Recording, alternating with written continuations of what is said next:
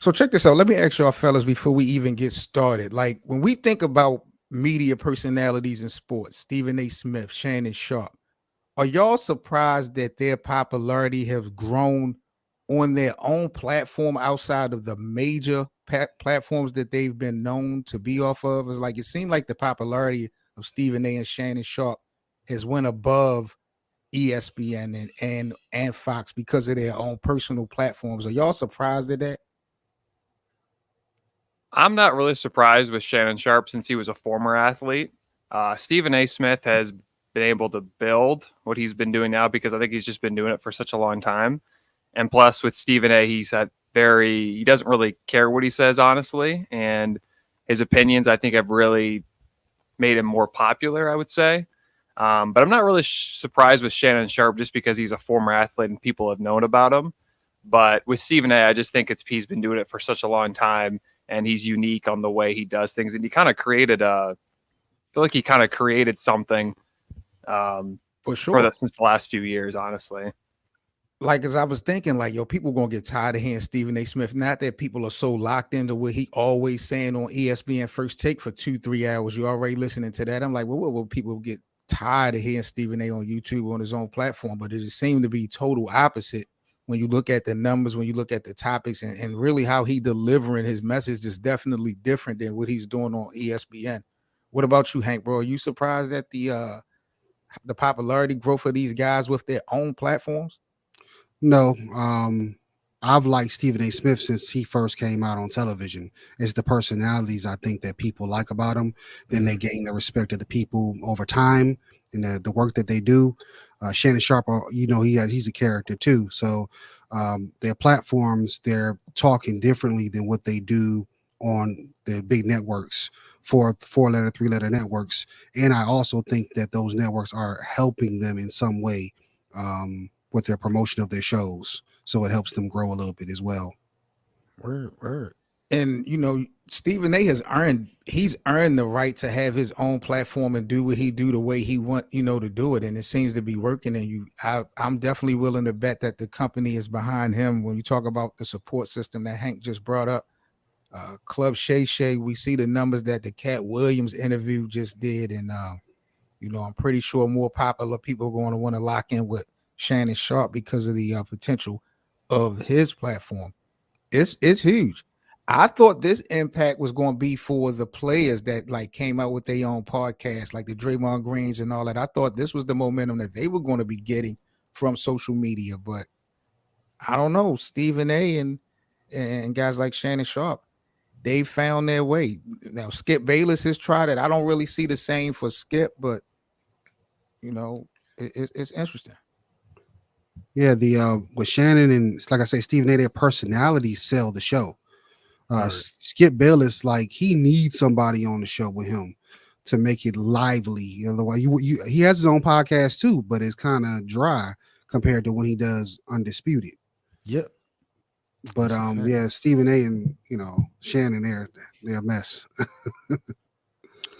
Well, we are in the building, man. We about to get things rocking and rolling. Episode 186. Let's start the intro, gang.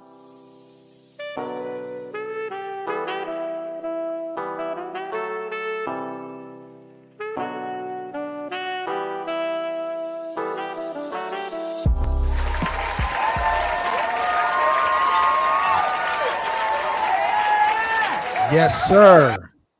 Good afternoon, NBA community. I'm back.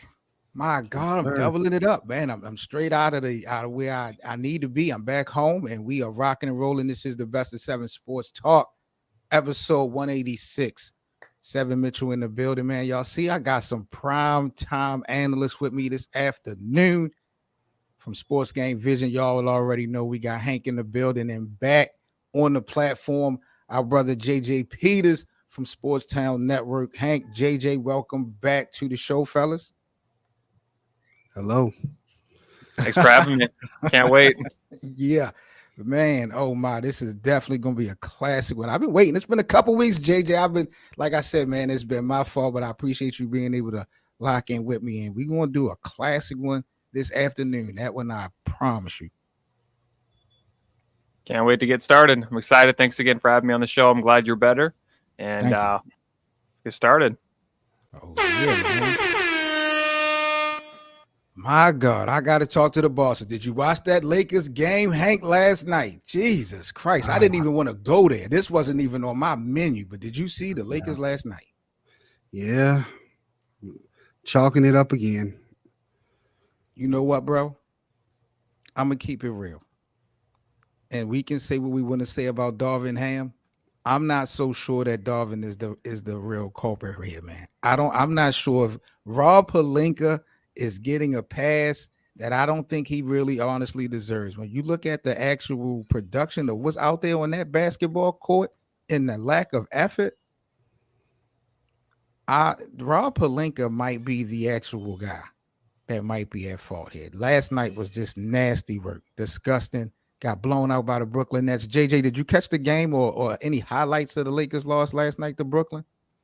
I did watch the game, and they looked good in the first half, but that second half, that was rough. Oh my God, man! LeBron getting technical fouls. It was just bad, man. The explosiveness of Brooklyn in that third quarter, the second to the third quarter, Cam Thomas, like the way they just played, it was just unbelievable, bro. And the 3-point shot was really big for Brooklyn. Hank, what needs to happen, bro, for the Lakers to turn this thing around before it is completely over? Because I'm from the mindset that, look, this season might be kind of done for LA. What needs to be changed, bro, that you can see? It's going to be up to Rob Pelinka and the GM. You know that.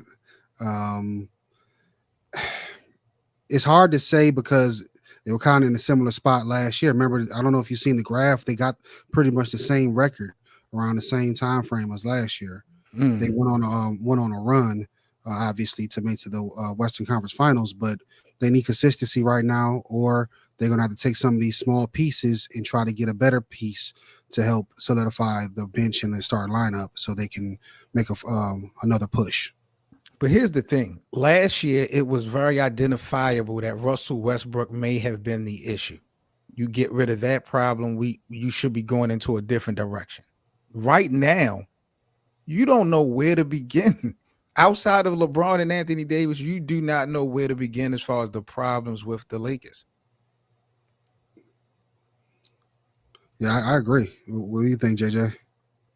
I think what the Lakers need, and they definitely need to make a trade before the deadline, but they got to get a shooter or something because I think that's been kind of the problem for a while. Sorry, my camera's off. Oh, no, you good, bro. You good. Now, when you say shooter, are we talking role players or are we talking a superstar shooter? Because I'm from the element of they need star power. They don't need just people that can put the ball into the hoop. They're going to need some star power to go along with LeBron and AD. So when you say shooter, JJ, define that for me. Well, I think it'd be nice for them to get a superstar. I just don't know if they're going to be able to necessarily be able to make that happen just because outside of Davis and LeBron, who could you really trade? I mean, would you want to trade D'Angelo Russell? Would you want to – you definitely probably don't want to trade – I mean, you could trade Prince. I don't know if you'd want to trade Vanderbilt or someone like that. You definitely probably want to keep Reeves if you can, but – I don't know if they have enough assets to be able to pull off a trade for a superstar who can shoot. I just think they need maybe a few role players that can shoot from beyond the three. I mean, that might be what they just need to do if they can make that trade. I just don't know if they have the assets to pull off a trade for another superstar. All right. I think we talked about it last night. Bruce Brown is on the market pretty soon. He can shoot at least probably a little bit better than some of the guys on there. Maybe you get him in a buyout market. And who else was available? Smith from Brooklyn, right? Dorian Finney-Smith. There's a few guys. This is my thing, Hank. I think we talked about this last night on your show. For those types of guys that you're naming, this team needs to have a decent foundation because those guys are not going to change life for any team. If they do their job, it may work, but they're not going to change any narratives and stuff like that. And the Lakers don't have a foundation together. So at the least, you need guys like Zach LaVine. You need guys with a name, guys with star quality, and even him might not be the right fit. You know, this is why I keep campaigning for guys like Kevin Durant. Like they need something like that. No one else is should be untouchable when we talk about the Lakers. I don't care about no D'Lo and Austin Reeves and Rui. It's not going to work. Period. It's just not going to work right now. So I'm willing to get rid of everybody if we could get somebody else and then just build around that, even with league minimums. That's where I'm at with it. But I don't know. This is not an easy fix for the Lakers. And it's just too many mistakes, bro. But I'm just tired of seeing people really, in myself included, putting Darvin Ham on the hot seat because he does make a lot of mistakes. But you look at the lack of effort and how these guys just played in the second half to Brooklyn. This is the makeup of these players. They're not who we thought they were. And these are the guys that Rob Pelinka put together. Rob Pelinka's behind the scenes and no one gives him any blame. People just pretty much gives him all the credit. I think he might be the guy we need to be focusing on. And he needs to might step this up because this roster, bro, it's disgusting. Continuously playing down to the level of competition. I don't know what's up with the Lakers, but y'all let us know what y'all think is going to be the easiest or the best fit for the Los Angeles Lakers.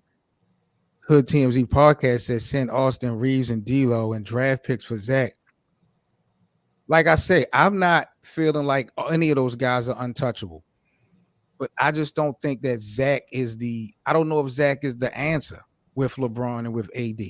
Because this is not 2K, you know what I'm saying? And I like Zach's potential, but can you? He has to prove it. What I'm asking of him, he has to prove it. And I know Hank going to tell me you got to give him an opportunity, but you know, with me with this whole LeBron James thing, that window is so small. We don't have forever for guys to, try to get it right. That's why I be so, tough on Darvin Ham. I told you what Reynolds will go get. You don't like him. Who? Donovan Mitchell.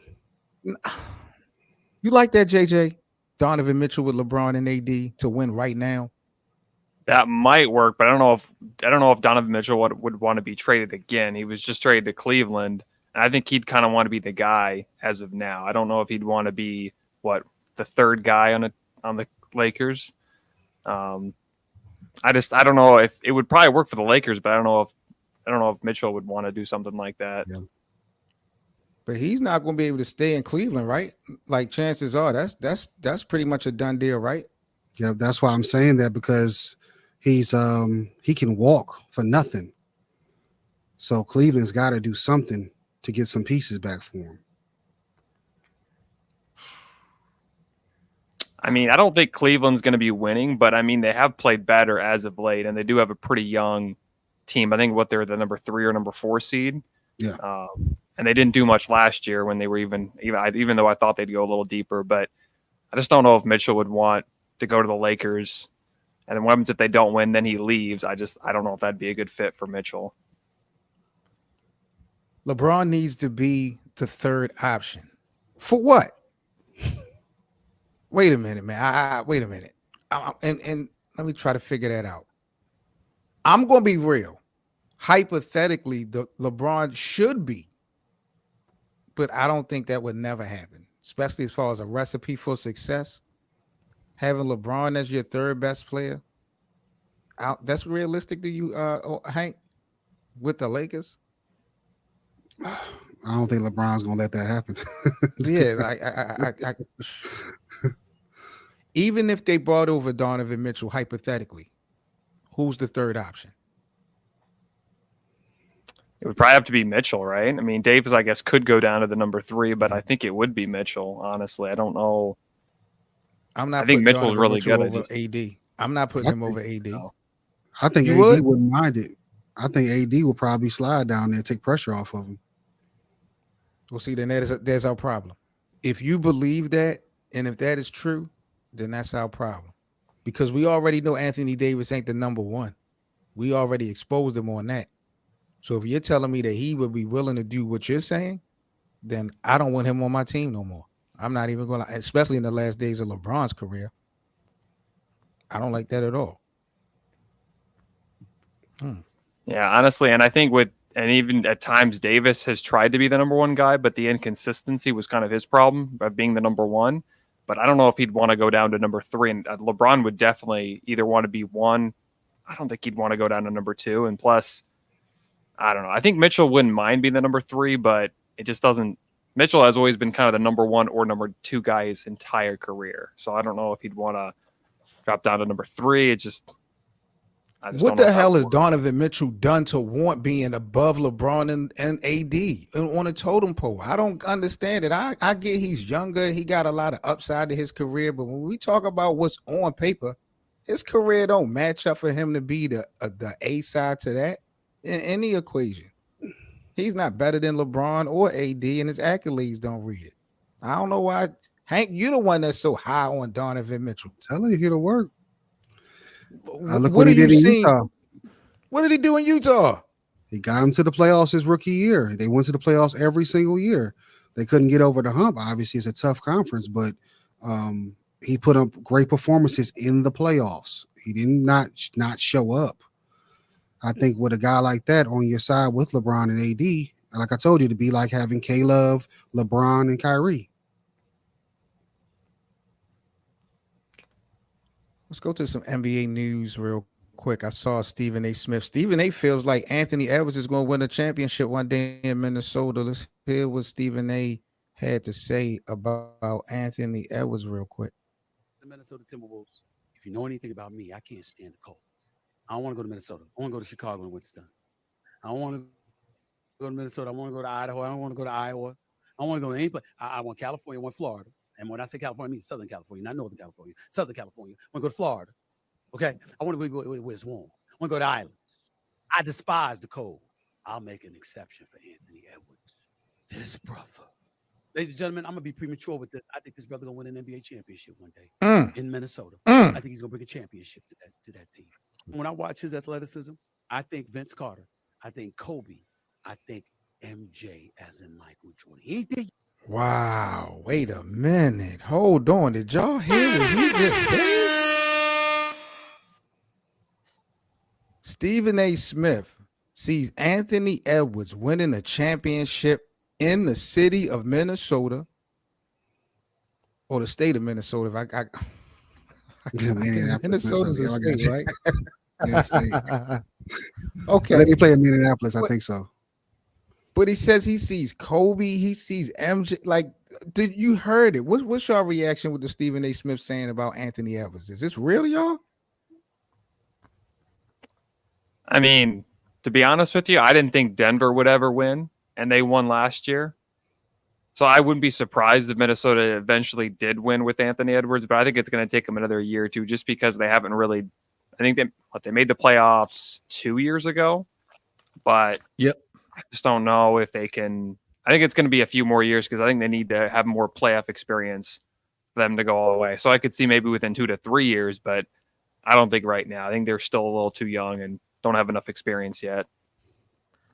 I'm not sold that Minnesota is the best team in the Western Conference, number one. I think that's part of the problem, y'all, is that because their record on paper has been so good, they've been at the top of the food chain in the West for the most part as far as standing go. Like, we're putting them in a position that I don't think they really are. I don't think those are their guys. And I don't know why Stephen A. knows his basketball. So I'm not trying to front on Stephen A. Smith. But you see championship for AE in Minnesota, Hank? It's possible. It's possible. Like JJ just said, what was it? Denver and then Toronto. Remember Toronto won. Who thought that would happen? It would be great. I like to see small market teams win. I was kind of rooting for Dame to get his in Portland. Anthony Edwards, they've been comparing him to MJ for a while. And if you look at the footwork and stuff, it's kind of similar. His mid-range game is pretty good, and his athleticism is great. It's all about the team. It's going to be their first year really being a number one team. So it's going to take some growing pains. So they can keep it up and he steps his game up even more. It's a great chance they win one in Minnesota.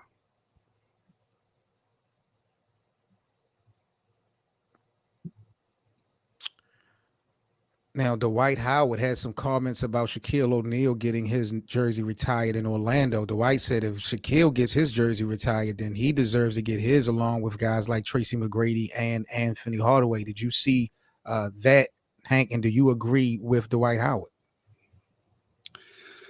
Yeah, I wish he just kind of would have congratulated Shaq. Shaq definitely deserved his retired. He was the first superstar there, and he took him to the championship. He did the same thing that Dwight did. They both lost in the finals.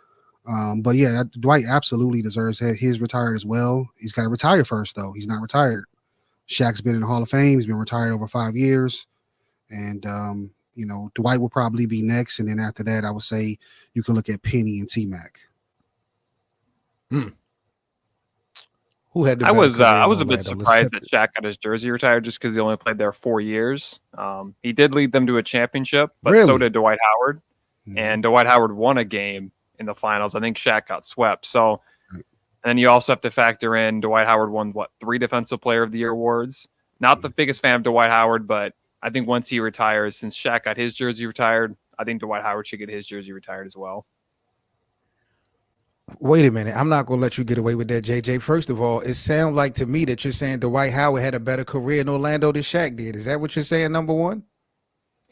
Well, he did play longer. I think because since he played longer, he had a little bit of a career in Orlando. But what Shaq did was incredible in Orlando. But, I mean, Dwight Howard played there, seven seasons, I believe?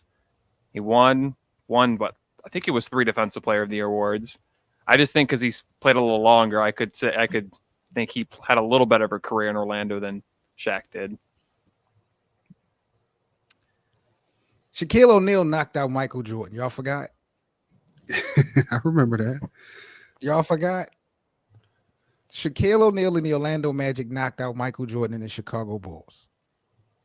Something we don't see happen. Dwight didn't do that in Orlando. He did knock out LeBron in Cleveland. I'm about to say, but and a 66 win. Wasn't it a 66 win Cleveland team? 63 or 66. Yeah. They were up there. They were up there, But no, man, y'all. So hold up, Hank. Who had the better career in Orlando? Dwight did. He did. He played longer. That's the only reason. If Shaq would have played the same amount of years, we'd have more of a conversation on it. But Shaq Dwight didn't have to play the same amount of years. Do you know? You forgot about Blue Chips. Yeah, I know y'all seen the movie. That's my guy. Shaq's my guy. That impact that Shaq had on the city of Orlando. Y'all compare that to Dwight Howard? That's why his jersey's getting retired. That's what I'm saying. The impact he did in those 4 years. And remember, around that time, Orlando was really a fairly new franchise. Maybe 10 years in or so into the league, and they got to the finals. So, his impact was very great while he was there. Bro, it is unbelievable to me that y'all are trying to tell me and the American public that Dwight Howard had a better career in Orlando than Shaq. What? Bro, Chris Webber, Penny Hardaway, like all of that, breaking backboards, all of that culture is because of Shaquille O'Neal. Dwight Howard was what? Slam dunk contest? The DOIs. No MVPs. Made the finals one time and got embarrassed pretty much by Kobe, right? Was a crybaby in Orlando. So didn't he alienate the head coach and Stan Van Gundy? Was a crybaby, right? Am I lying on Dwight? I think that's what happened. Yeah, that's right. And Shaquille O'Neal was Shaquille O'Neal like that? No, Shaquille just wanted to get paid. Shaq got jealous of Penny at the end, though. That's why he left. Well, he better than Penny. Yeah, but he ruined his first Kobe moment. That's why when he went to the Heat, he changed up a little bit. He still had to be talked into it, but he realized what he did with Penny and Kobe was wrong, and that's why he gave D Wade the nod.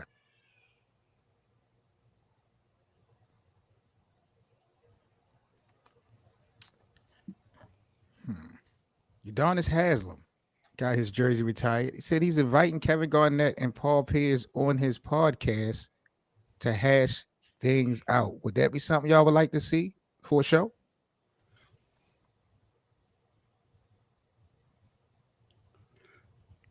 What you think, JJ? I think it'll be fire. I think it would be too. Yeah. Yeah. I don't think it's as much hate as The Udonis. hatred that Boston and Miami had. I don't think they would be like going back and forth, but I do think that at the end of the day, as far as the stories, I think the stories will probably be bananas. I would give them that 100%. Yeah, absolutely. It was definitely competitive rivalry during that time. What do you think about Udonis Haslem career overall? Hall of Famer? I don't think he's a Hall of Famer, but he was definitely great for what Miami had at the time. He won how many? Did he win 3 championships? Did he win the first time with Miami? Mm-hmm. In 06? Yep. Because I know he was part of their 2 teams in 12 and 13 when they won it. So great career in Miami. I just don't think he's a Hall of Famer, but great run though. Is his Miami career greater than LeBron's, Hank? No. Longevity, yes. We get the longevity argument. Oh yeah, definitely. Man. Come on, but Udonis could have did the same thing twice in Miami. It wouldn't have equaled up to what LeBron brought to Miami. Why you keep disrespecting LeBron? I thought that was your guy, yo. You got to give love to the other guy too. I'm not disrespecting Bron. We know he was the best player there, but longevity, absolutely, because he stayed longer. All right. He got his number retired. He's a great Heat role model for the young guys. He sacrificed. Could have went somewhere and got more money, but he stayed there and got the chips. All right, boys and girls, this is the Best of 7 Sports Talk, episode 186. We are in the building. Make sure y'all smash that like button. If y'all are new to this platform, hit that subscribe button and also become a member, get exclusive content here on the platform. We definitely appreciate all the support around the NBA community, man. First topic up for debate this afternoon on the show. Harder to guard. I want to talk about and debate some of the most unstoppable offensive players in the NBA. Who's more unguardable in your eyes? We'll start off with this one, Hank. Giannis or Anthony Davis? Who's more unguardable? I would say it would have to be Anthony Davis because he has more in his repertoire. Okay. JJ, who's more unguardable in the NBA? Nikola Jokic or Joel Embiid? I would say right now Jokic. What Jokic has done the last few years, I know Embiid won the MVP, and Embiid is still very good, and at times he can be unstoppable, but Jokic just has so many different things he can do, and it's just I'm going to lean a little more toward Jokic than Embiid. What about these two? Who would you say is the most unguardable? Ja Morant or Kyrie Irving? JJ, I'm going to go right back to you. Kyrie or Ja? Well, I think if you have a healthy Ja Morant, I understand Kyrie can do a little more than Ja, but when Ja is playing well, it's almost impossible to stop him. I know he doesn't have as many. He's not as good of a shooter as Kyrie is, but man, Ja, he's special, and I think right now I would lean a little towards Morant than Irving. What about you, Hank, with that one? Because I'm going with Kyrie because I think Kyrie is a better finisher. Well, if we're going off of them right now, Ja, that first step in the bounce is crazy. It's hard to defend him. It's sort of like another Iverson. Of course, Kyrie's got more in the bag, but as far as staying in front of, he don't need as many dribbles to get past you. What about, people are going to laugh at this one, but you know I'm never going to leave my guy out of any equation if I don't have to. LeBron James or Steph Curry? Who's more unguardable right now? Right now? That's a tough question. It's LeBron. How tough is it, JJ? Come on, y'all. Y'all got to show my man the King some love tonight, man. Yeah, stopping LeBron James in year 21. I need to know. I would probably say yes, LeBron at the moment. And when he's healthy and when his team actually around him is playing well, it's very hard to stop LeBron. Curry is still up there, but yeah, I would probably go a little more toward LeBron than Curry. Where you at with that, Hank? You hater on Yeah. the low? You said who? You hater on the low? I said, where you at with it, Hater. man? I got to talk to the bosses about Hank, man. I swear. Nah, Bron, I give it to Bron, but Steph is right up there with him. But you give it to LeBron? You give it to Bron. Last but not least, most unguardable player in the NBA. Who's more unguardable to you, Hank? Luka or Jason Tatum? I might have to go with Luka on this one. Really? Yeah, he's got a lot of moves, and he's very clutch. JT don't? JT isn't? Yeah, I think Luka's a little bit more clutch than JT. I actually don't have Boston going to the finals this year. I know they look deep and everything. I don't see it. This is where I be feeling like I have to get like a new television, because I don't understand how y'all define Luka having all this clutch gene and ain't went nowhere. But you have guys like Jason Tatum who has at least went to the final round. But I don't understand what sample size do y'all be going off of when it comes to Luka to say he's so clutch? Where has he been? Go ahead. Sorry about that. Oh, sorry. If you think about it, Luka doesn't have the same type of team that Tatum has. And I mean, Luka was able to lead the Mavs to the conference finals, 2 years ago? Beat Phoenix, which was impressive. I know Tatum's been to the finals, but he did blow out a 2-1 lead, or they had a huge lead going into that third quarter against Golden State and still lost the series. So I'd have to agree with you, Hank. I think Luka is he's probably going to, right now, I think he's the front runner for MVP too. So yeah, like you're saying, I was going to say make that same point is Boston's got a squad for years now. I mean, Steph Curry was even scared of them for a while. He thought they were going to be the team to run the East. So Luka, his short sample size, has done a pretty good job with less. Who's the most overall unguardable person in the NBA? When you look at everybody, we look at all the stars being aligned. Who's the most unguardable?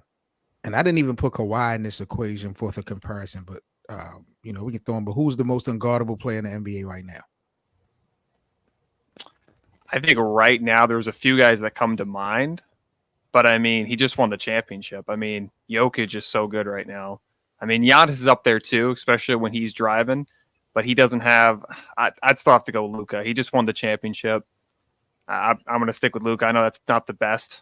A lot of people aren't going to necessarily agree with me on that, but he just won the championship, so I'm going to have to stick with Jokic.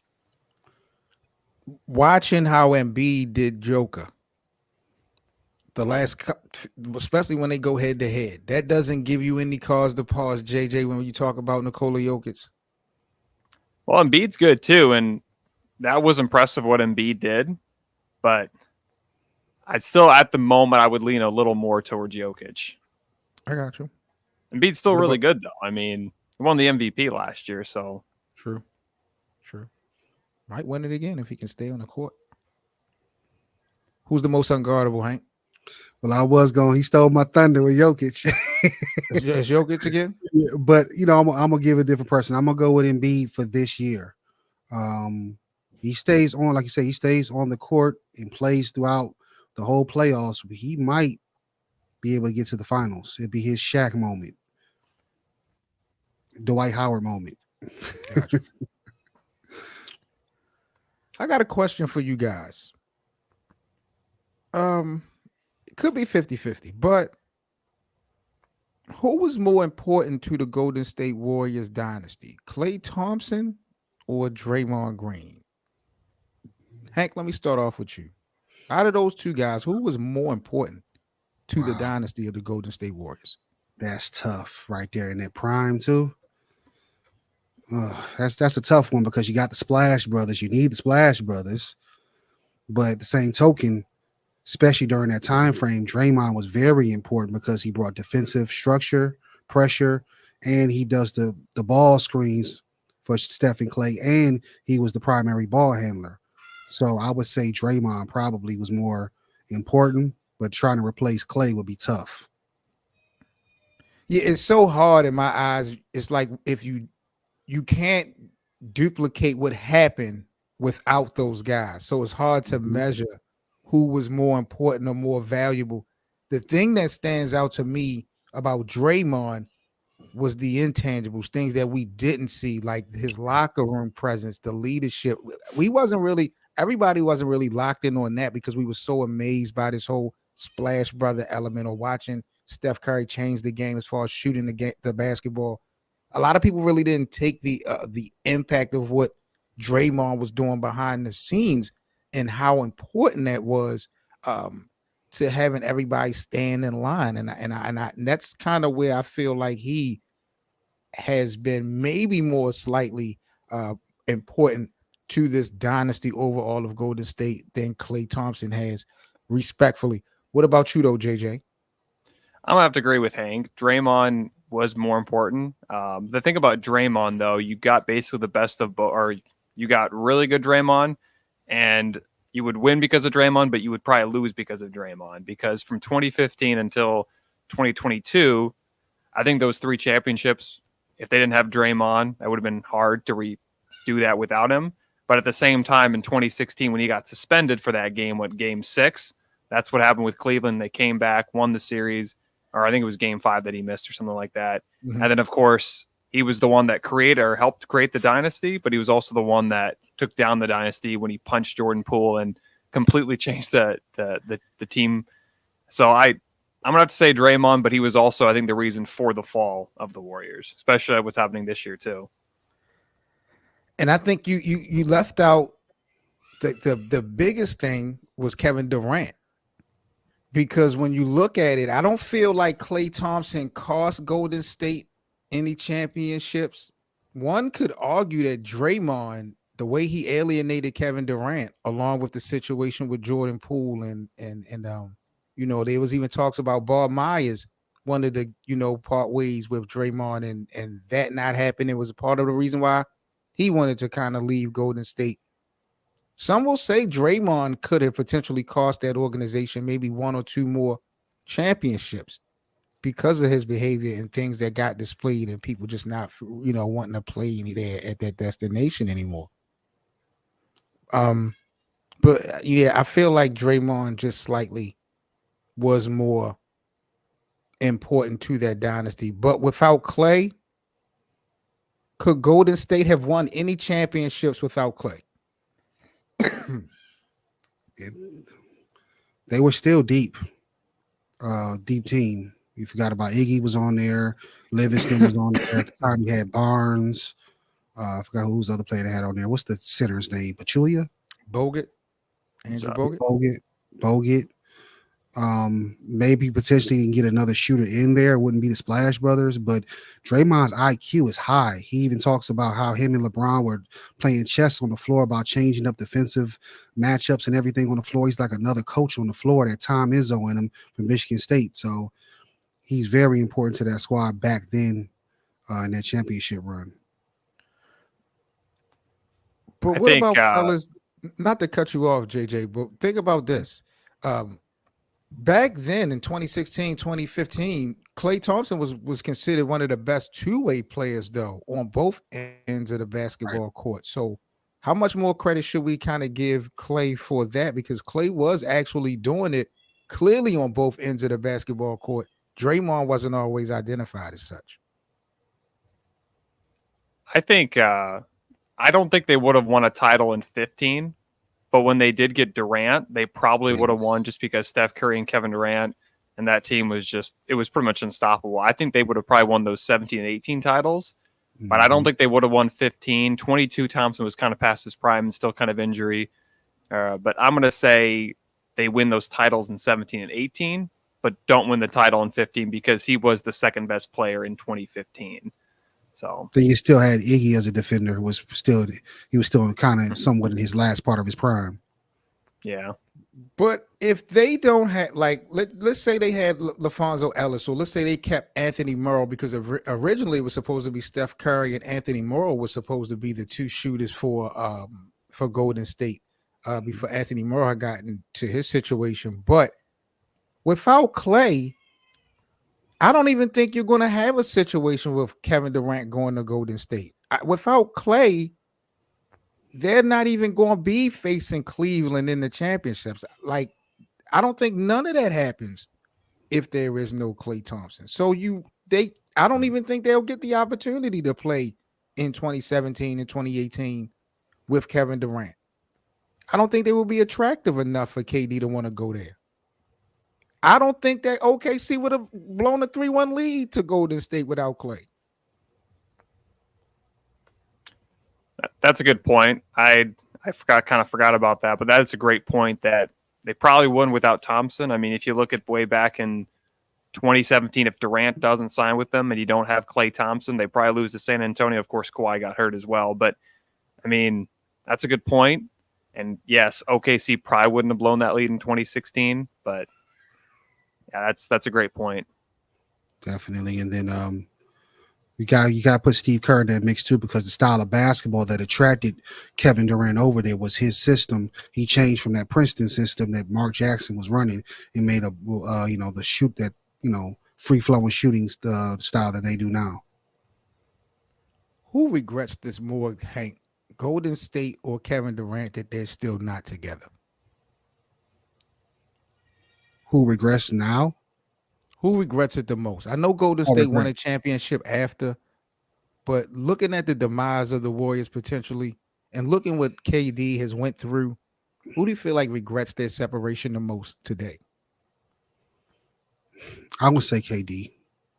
He's not going to admit that, but his stops have been terrible right now because everything keeps happening. Injuries and the virus, all this type of stuff is, only thing that cures it is a win this year, but I don't think that's going to happen. Yeah, I mean, I would think Durant would regret that just because Golden State had the title in 22 and he hasn't won a title since.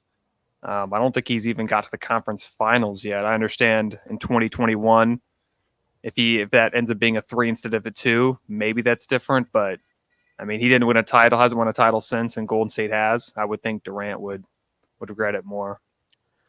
See, I feel like Golden State would regrets this more because true indeed, they won a championship without KD, but they are never going to get back to what they just had. And if they would have kept that, they would have still been one of the most dominant organizations in the association right now. They would have still been in the mix clearly of everything great in the NBA. And it's like it's going to be so hard to damn near impossible for them to ever get that back again. And KD is solidified so much, whereas though whether he wins another title or not, his respect is already solidified. And I feel like just as an organization, loving and embracing how box office you were over the league at one point, you'll never ever get that feeling again because you allowed this to happen. Yeah, that's a good point too. Yeah.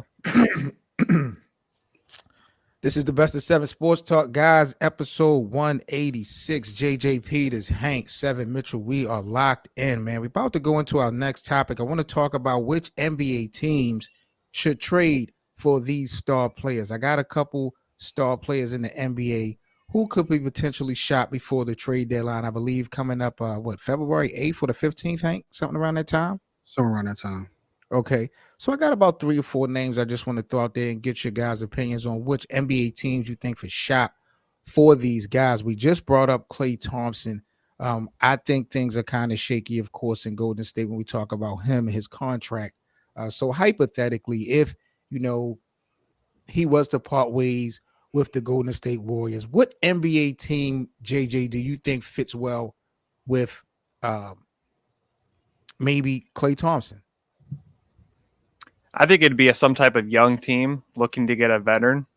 Okay. If you look at all the teams in the NBA, of course, we just talked about it. I know they're not young, but the Lakers would love a type of shooter. I don't think the Warriors and Lakers would make that type of trade, though. And this might be crazy, too, but Indiana just traded for Pascal Siakam. Could they also trade for Klay Thompson? Probably not, but it's something they could. I know they're still looking possibly to make a trade. I'm trying to Buddy think Hill, of some other maybe teams as swap well. out Buddy Hill. I like that. I actually like that in Indiana. Swap out Buddy Hill for you. Don't like that, Hank? They need more defense. They got enough scoring. You don't think Klay They brings that? they upgraded with Pascal, but I think they needed maybe one more defender. They can shoot. They can score. I mean, if Klay Thompson was a little younger, they are not quite as, just maybe even younger too. They could be possibly, that'd be a good fit. But yeah, we know he's not the same type of player he was. But I don't know. It would be interesting to see what he would do in Indiana. I mean, but that's really the two teams that jump out to me. I mean, I guess Minnesota's pretty young. They could maybe make some type like of that, but probably not. But those are just kind of some teams thrown out there. Could he help Big Wemby in San Antonio, Hank? I wouldn't want to go there. No. That's like trade him to my Pistons. I mean, I'd love to have him, but dog, that's miserable. I think San Antonio right now, they need to make a move for a point guard, because if they could just get a guy to give it to Wemby and could make it maybe a few different shots, or make it have nights where he has 20 or 30 points. But Right. I think right now their biggest weakness is a point guard, and just someone who can help, a borderline all-star point guard that can help and give the ball to Wemby. You already see who made some comments to try to get there. Who? Trae Young. What about Trae Young? We had this conversation, Hank, on my show maybe a week or two ago. But if I throw his name in the mix, what NBA team would you think should shop for Trae Young if available? Well, right now, like I just said, since he made those comments about Wendy being possibly the greatest player of all time, maybe trade him to San Antonio. Let's see what happens. They have a decent squad to grow. So that duo alone is nice. That duo alone is nice to build off of, I think. He's going to throw the ball to him. He's going to throw the ball to him, definitely. That'd be crazy. What about Donovan Mitchell? I think he's going to end up staying in Cleveland, but I mean, we did mention the Lakers. That'd be definitely an upgrade of what they have. I just don't know if they have the assets to make that move.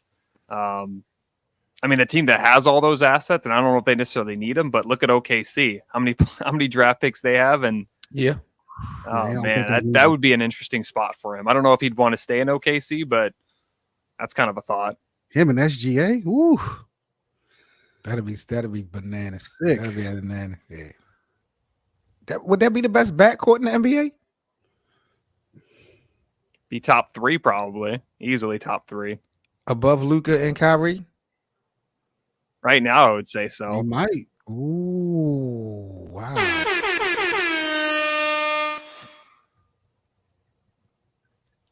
Last name I got for y'all for this topic, as far as NBA teams should trade for these guys. We talked about him earlier, Zach LaVine. I'm not sure if this thing is going to work in Chicago. So what NBA team really should be shopping for Zach LaVine the most? This is tough because of how much money he makes. And they say Chicago really wants to get rid of him. Is this a $40 million a year contract? Mm-hmm. You know, with this new CBA, it's tough. So people are very unsure of him. Of course, the rumors are the Lakers. That's a number one team. We talked about assets. Another team that has trade assets. They're waiting. I don't know if they're going to trade for him. Is the New York Knicks. And I don't know if they want to put that on their books or not. Maybe Philly. Philly's an interesting spot. I mean, I've also heard rumors right now that New Orleans, they're not going to likely trade Zion, but they're frustrated with Zion right now.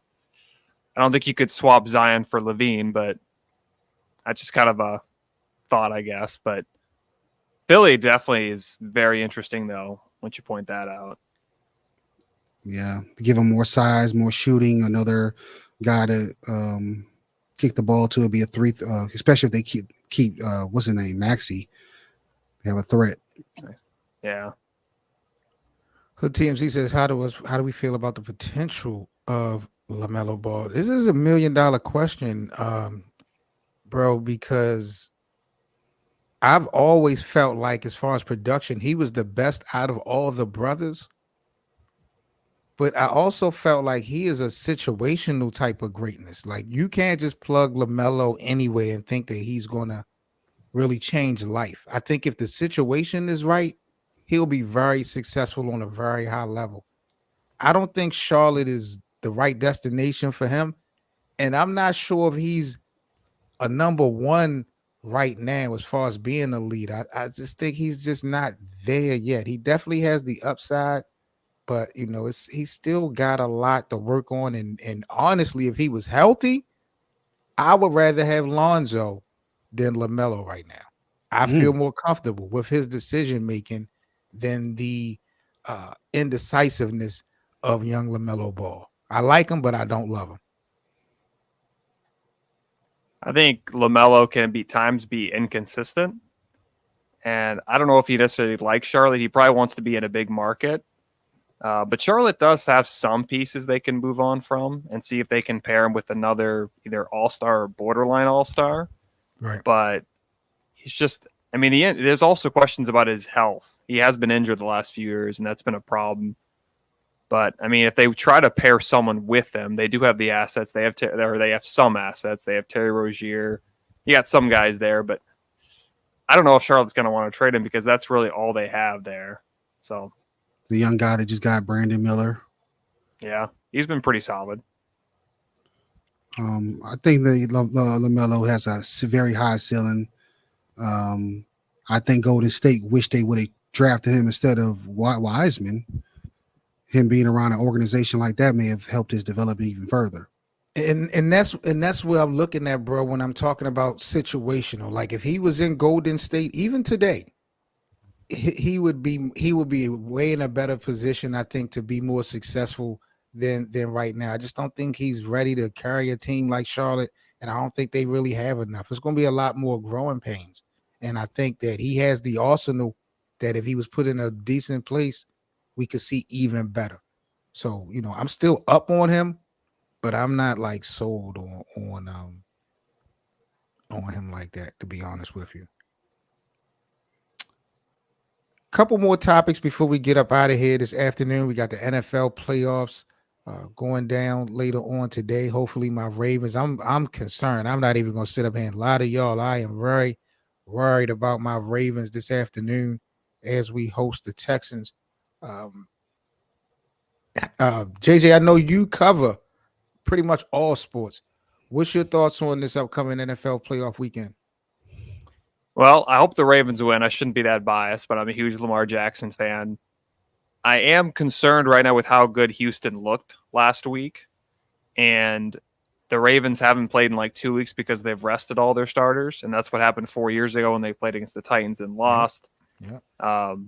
I do think the Ravens will win because it's a different type of offense. It's a different team. He has more weapons. I know Andrews isn't playing. But I do think the Ravens get the win. I think the night game between the Niners and Packers, I think the Niners win. The Packers play well, but I think at the end of the day, the Niners are just the better team.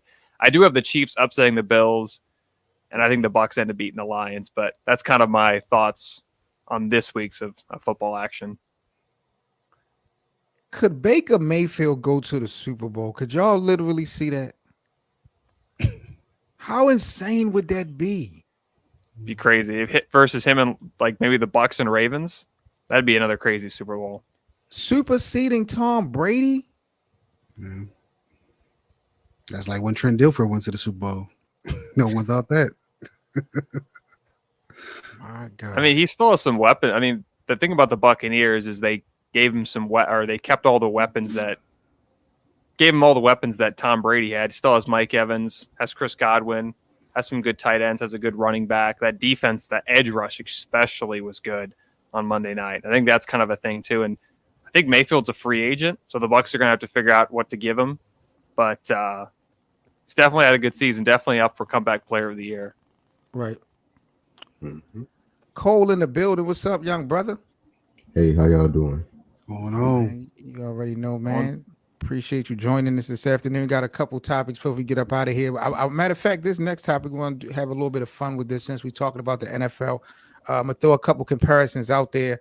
Which of these NBA players would be better in the NFL? Let's do this real quick, man. Let's start with LeBron or Zion. Hank, who would be better in the NFL, LeBron James or Zion Williamson?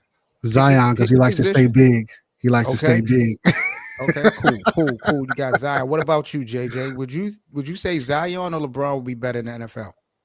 I think LeBron would be better. And he did play football in high school. He'd be, imagine a 6'8", 260-pound tight end. That'd be impossible to stop him. Just throw it up to him every time. He'd basically be a bigger version of Calvin Johnson. He'd be a game wrecker for sure. Yo, Cole, which of these NBA players would be better in the NFL? Draymond Green or Kawhi Leonard?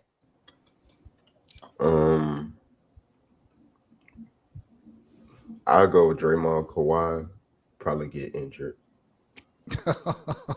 Okay. He probably get injured. I like that. What about you, Hank? Draymond or Kawhi? I'm gonna go with Kawhi because there's footage of Draymond playing at Michigan State. He suited up, and he didn't look good at all. What position could you see Kawhi playing? Defense, offense? Like, what would he play? He like 6'8", right? Mm-hmm. Linebacker? Probably linebacker. I mean, 6'8" wide receiver would be pretty hard. Yeah, pretty hard to stop. He'd be like Calvin Johnson. Yeah, exactly.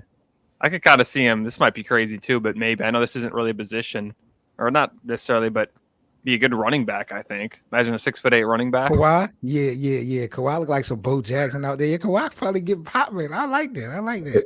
He'll probably get turf toe.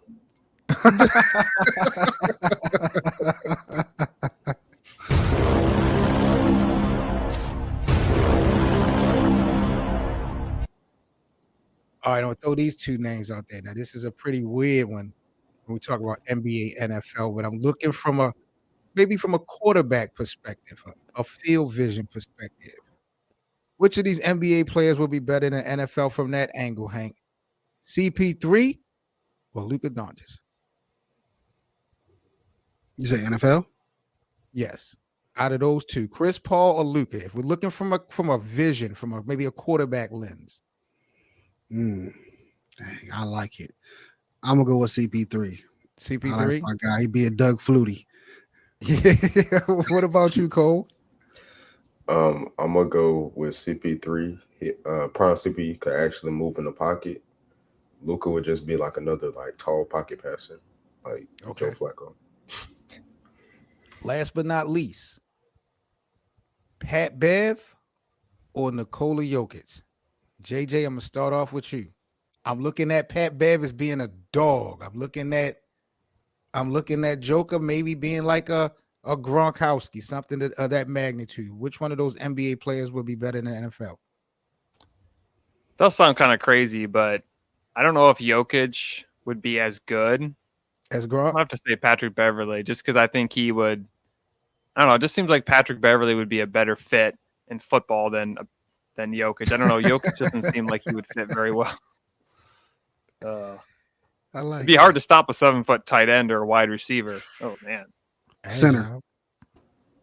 That's what he'd be. Center. No, he would just push your old lineman. Okay, he would just lean on him. What about you, Hank? Pat Bev or Nikola Jokic? Pat Bev as a safety or a running back. The trash talk, relentless. He had to play for the Dallas Cowboys. Pat Bev will be perfect for the Cowboys. What about you, Cole, between those two? Jokic or Pat Bev? I'm going to go Pat Bev. He will have the most PIs in the league, though. Okay. Sensation in the building. Salute the sensation. One more topic, boys and girls, before we get up out of here at the best of 7. Make sure y'all check out my brother JJ Peters at Sportstown, as well as my brother Hank at Sports Game Vision. I'll let you guys know where to follow them at on social media, as well as my brother Cole, before we end the show. But we do have one more topic I want to discuss with you, especially JJ, because I know me and the fellas have talked about this week. But Josh Giddey, according to authorities, they are not going to be opening any investigation on him. However, it looks like the NBA is moving to a different beat of a different drum. And an open investigation should or could be happening very soon in regards to Josh Giddey. What do you think the end game, JJ, is going to be for Josh? Do you see him getting in trouble from the NBA as far as a code of conduct violation? How do you think this thing is going to play out? Well, the thing with Josh Giddey is I was looking up this recently, and he hasn't missed any games, which I thought was kind of different. I thought he might miss some games just because of all what was happening. I would not be surprised if the NBA just suspended him for a bit just to make it look better. And I understand that he's not. I know they're going to close out the investigation, but I think the NBA is probably going to end up suspending him. I was just surprised that he didn't miss any action. I thought he might miss a few games, but I think it's probably best for the NBA just to suspend him for a bit. And it wouldn't look good if he didn't get suspended, in my opinion. Or if he now, I don't know who was saying it. Someone was saying to me that if they was to suspend him, he's going to sue the league. And I'm trying to figure out how would that work when Ja Morant didn't have that leg to stand on. Because the authority said that he didn't commit any crime, but the NBA and them still opted to suspend him. So I'm just wondering, like, how would Josh Giddey have any type of leeway to sue the league? If it's a code of conduct violation, it is what it is, regardless.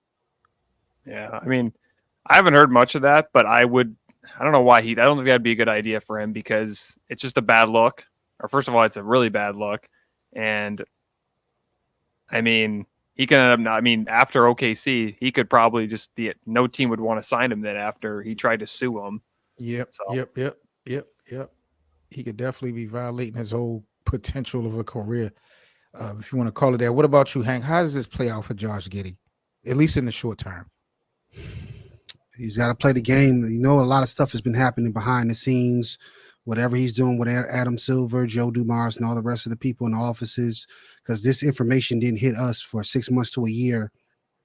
They've already known about this, the organization in the NBA. So they've been doing things behind the scenes to kind of dust things under the rug. And he's got to play the game. Whatever they want from him, he has to abide by it in order to stay in the league. And if he does the lawsuit, he'll be just like Kaepernick. He'll get the pay, but he will not be in the league anymore. Are you happy with the way the league is handling this situation, Hank? Or do you feel like, I guess when you always look in hindsight at things, you can always say people could do more, but are you satisfied with the way the league is currently handling this Josh Giddey situation? I don't personally. Like JJ was saying, I would like to have seen them do some type of suspension or anything. There's so much information on social that we've seen. He looks pretty guilty, you know what I mean? But they're trying to protect the brand, just like the NFL does. They protect the shield, and they know this can hurt their international market, especially he's an international player, if I'm not mistaken, right? Yep. They want to protect that brand internationally because they want to grow more and more. Silver's talking about putting Vancouver back in New Mexico, whatever teams over there. He wants to build this league more internationally, starting from what Stern did. Now, Cole, you were the one that kind of broke this thing down to me as far as the updates earlier this week. So before we get up out of here, what's your reaction? Like, how do you think this thing is going to end, at least in the short term, when we talk about this thing between the NBA and Josh Giddey head to head? I think he gets off with like minimal consequences. The NBA seems to be following like the legality route, even though in recent years they've been talking about more of morality and like how bad it will look for the brand. But it's just kind of shocking that he's getting off on this, because we always talk about how they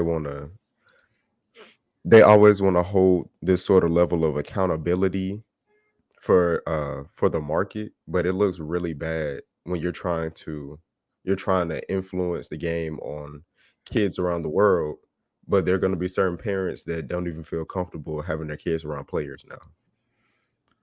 And I get the angle Hank was taking about the league and the associations trying to protect the shield and protect the brand, but how much of a damn asset is Josh Giddey to the NBA right now? I could see if they was doing this for somebody of real substance, if they were in that type of situation, but who is Josh Giddey for the NBA to even be sticking their neck out like this. You understand what I'm saying? Like, I don't even feel like he's more of an asset than the liability at this point of his career. Why would the NBA be even chancing playing this type of game of biasness when it comes to this guy, especially when we have an immediate history of how they treated Kyrie Irving and Ja Morant? And I'm not trying to make this a racial thing, but just situations have happened back to back to back, and clearly the results, short term and long term, has been handled indifferent by the league.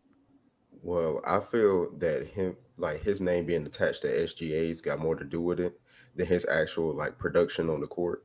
Because if we're just looking at him as a player, he doesn't like have that pull. But I feel like the people around him, like Lou Dort being from Canada, SGA being from Canada, that probably has more to do with it.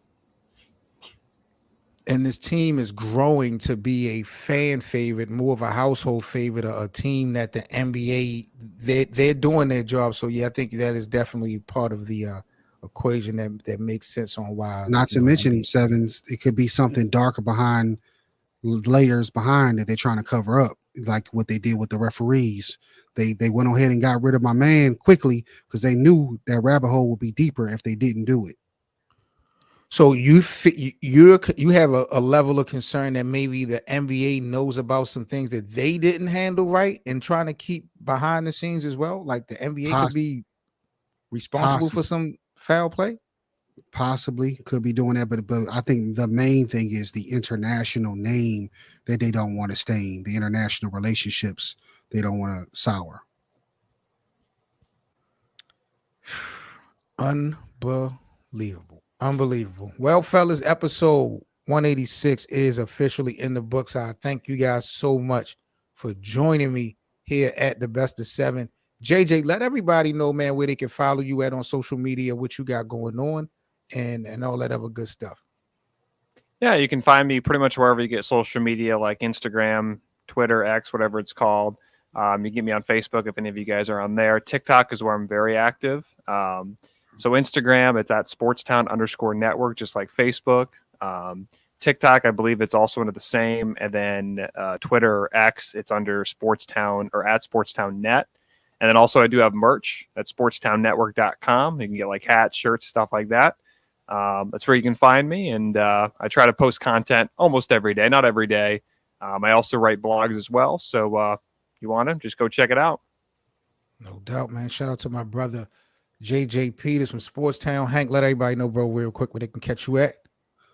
Definitely on all the social platforms that I can get attached to right now: YouTube, Instagram, Facebook, TikTok. I'm under SGV Talks, but everywhere else is Sports Game Vision. And dropping a video every Monday and a live show every Friday at 6 p.m. Eastern time. So check out for other posts frequently as well. No doubt. Shout out to my brother Hank with Sports Game Vision and my brother Cole, who just dropped a bomb on the Lakers in that nasty work we seen last night. I see my man Cole doing his thing as well. Cole, let everybody know where they can follow you at, gang.